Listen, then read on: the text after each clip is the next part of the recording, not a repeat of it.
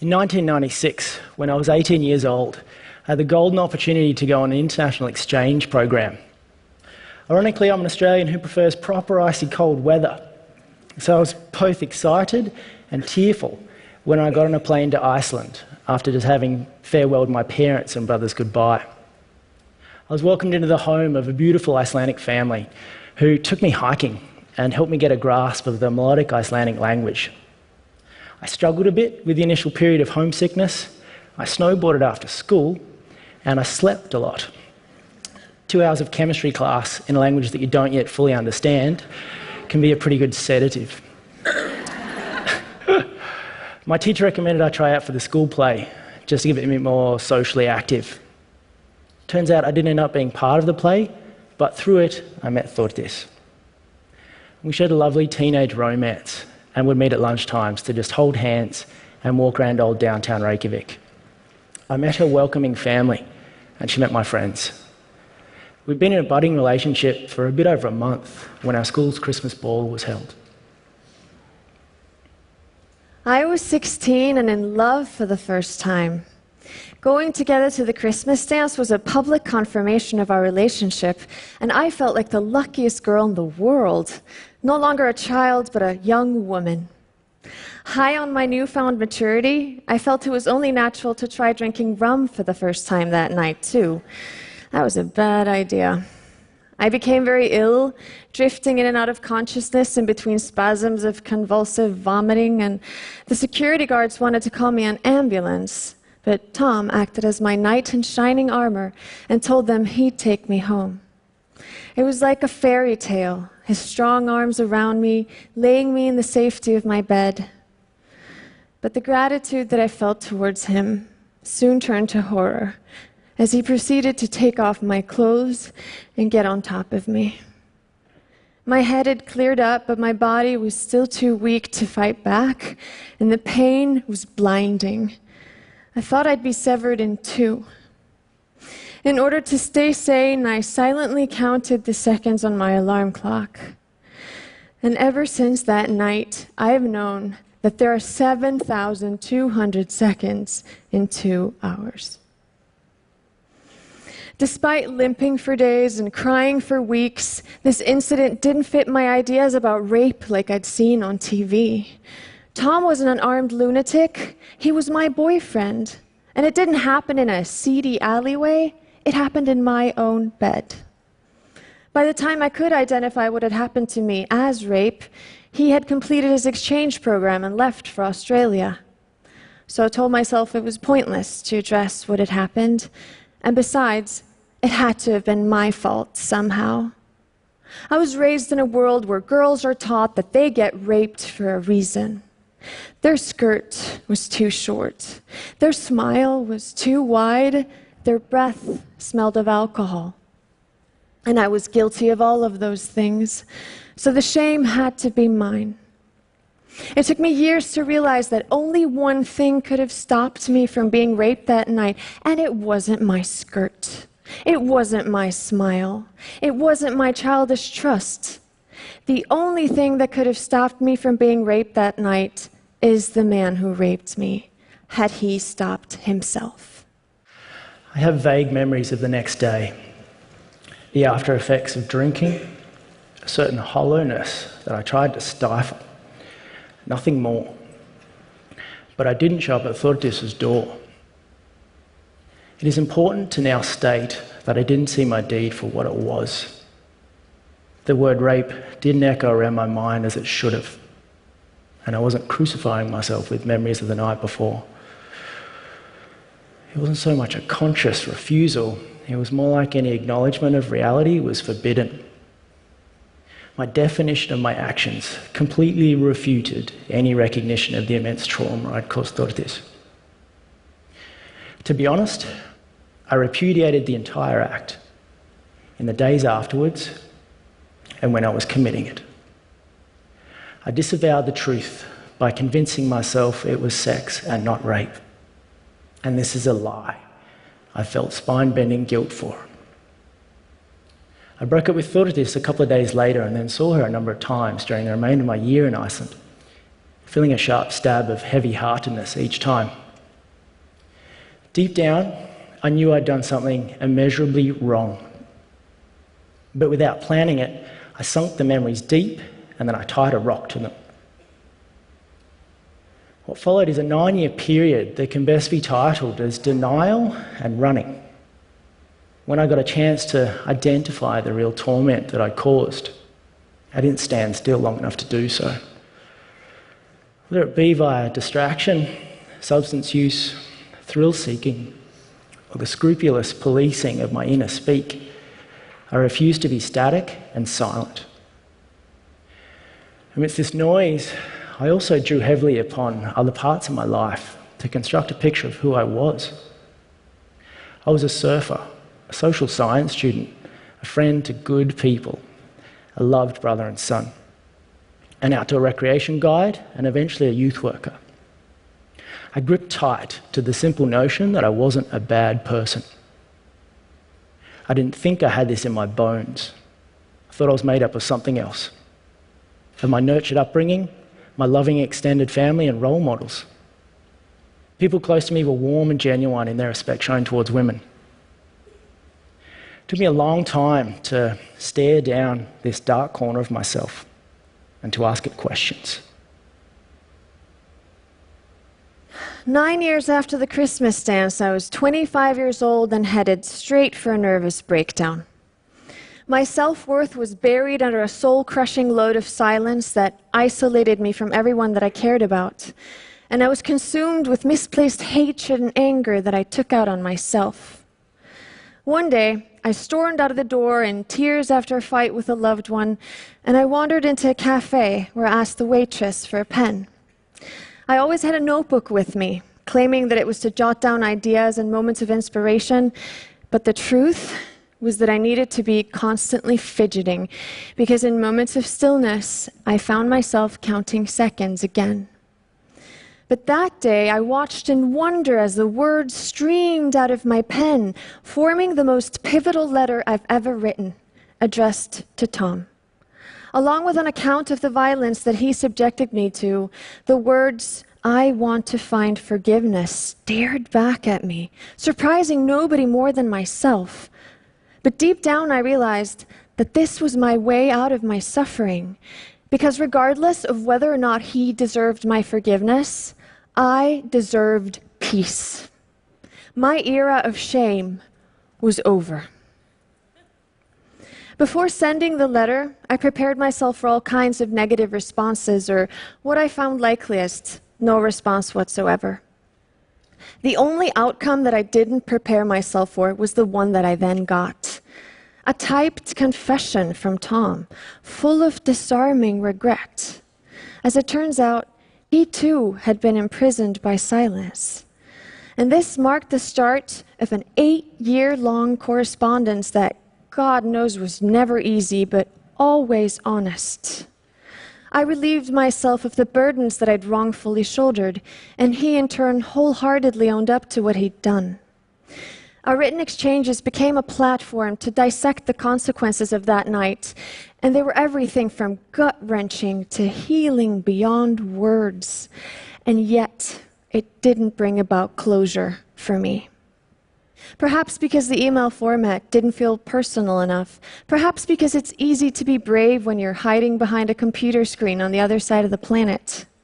But we'd begun a dialogue that I felt was necessary to explore to its fullest. So after 8 years of writing, and nearly 16 years after that dire night, I mustered the courage to propose a wild idea, that we'd meet up in person and face our past once and for all. Iceland and Australia are geographically like this.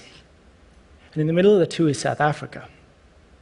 And we decided upon the city of Cape Town, and there we met for 1 week. The city itself proved to be a stunningly powerful environment to focus on reconciliation and forgiveness. Nowhere else is healing and rapprochement being tested like it has in South Africa. As a nation, South Africa sought to sit within the truth of its past and to listen to the details of its history. Knowing this only magnified the effect that Cape Town had on us. Over the course of this week, we literally spoke our life stories to each other, from start to finish. And this was about analysing our own history. We followed a strict policy of being honest, and this also came with a certain exposure and an open-chested vulnerability. There were gutting confessions and moments where we just absolutely couldn't fathom the other person's experience. The seismic effects of sexual violence were spoken aloud and felt, face to face. At other times, though, we found a soaring clarity and even some totally unexpected but liberating laughter. When it came down to it, we did our best to listen to each other intently. And our individual realities were aired with an unfiltered purity that couldn't do any less than lighten the soul. Wanting to take revenge is a very human emotion, instinctual even. And all I wanted to do for years was to hurt Tom back as deeply as he had hurt me. But had I not found a way out of the hatred and anger, I'm not sure I'd be standing here today. That isn't to say that I didn't have my doubts along the way. When the plane bounced on that landing strip in Cape Town, I remember thinking, why did I not just get myself a therapist and a bottle of vodka like a normal person would do? At times, our search for understanding in Cape Town felt like an impossible quest, and all I wanted to do was to give up and go home to my loving husband Vidar and our son. But despite of our difficulties, this journey did result in a victorious feeling that light had triumphed over darkness, that something constructive could be built out of the ruins. I read somewhere that you should try and be the person that you needed when you were younger. And back when I was a teenager, I would have needed to know that the shame wasn't mine, that there's hope after rape, that you can even find happiness, like I share with my husband today. Which is why I started writing feverishly upon my return from Cape Town, resulting in a book co-authored by Tom that we hope can be of use to people from both ends of the perpetrator-survivor scale. If nothing else, it's a story that we would have needed to hear when we were younger. Given the nature of our story, I know the words that inevitably accompany it. Victim, rapist, and labels are a way to organize concepts, but they can also be dehumanizing in their connotations. Once someone's been deemed a victim, it's that much easier to file them away as someone damaged, dishonored, less than. And likewise, once someone's been branded a rapist, it's that much easier to call him a monster, inhuman. But how will we understand what it is in human societies that produces violence if we refuse to recognize the humanity of those who commit it? And how can we empower survivors if we're making them feel less than? How can we discuss solutions to one of the biggest threats to the lives of women and children around the world if the very words we use are part of the problem? From what I've now learnt, my actions that night in 1996 were a self-centered taking. I felt deserving of Thordis' body. I've had primarily positive social influences and examples of equitable behaviour around me. But on that occasion, I chose to draw upon the negative ones, the ones that see women as having less intrinsic worth, and of men having some unspoken and symbolic claim to their bodies.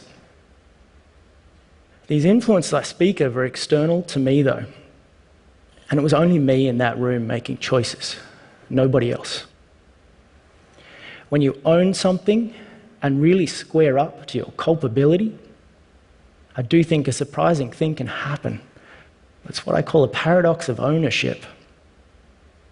I thought I'd buckle under the weight of responsibility, and I thought my certificate of humanity would be burnt.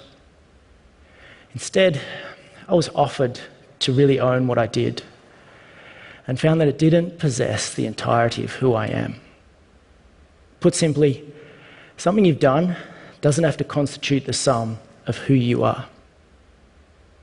The noise in my head abated. The indulgent self-pity was starved of oxygen, and it was replaced with the clean air of acceptance. An acceptance that I did hurt this wonderful person standing next to me. An acceptance that I am part of a large and shockingly everyday grouping of men who have been sexually violent towards their partners. Don't underestimate the power of words. Saying to Thordis that I raped her changed my accord with myself as well as with her. But most importantly, the blame transferred from Thordis to me. Far too often, the responsibility is attributed to female survivors of sexual violence and not to the males who enact it. Far too often, the denial and running leaves all parties at a great distance from the truth. There's definitely a public conversation happening now. And like a lot of people, we're heartened that there's less retreating from this difficult but important discussion and feel a real responsibility to add our voices to it. What we did is not a formula that we're prescribing for others. Nobody has the right to tell anyone else how to handle their deepest pain or their greatest error. Breaking your silence is never easy, and depending on where you are in the world, it can even be deadly to speak out about rape. I realize that even the most traumatic event of my life is still a testament to my privilege, because I can talk about it without getting ostracized or even killed. But with that privilege of having a voice comes the responsibility of using it. That's the least I owe my fellow survivors who can't. The story we've just relayed is unique, and yet it is so common with sexual violence being a global pandemic, but it doesn't have to be that way. One of the things that I found useful in my own healing journey is educating myself about sexual violence. And as a result, I've been reading, writing, and speaking about this issue for over a decade now, going to conferences around the world. And in my experience, the attendees of such events are almost exclusively women. But it's about time that we stop treating sexual violence as a women's issue.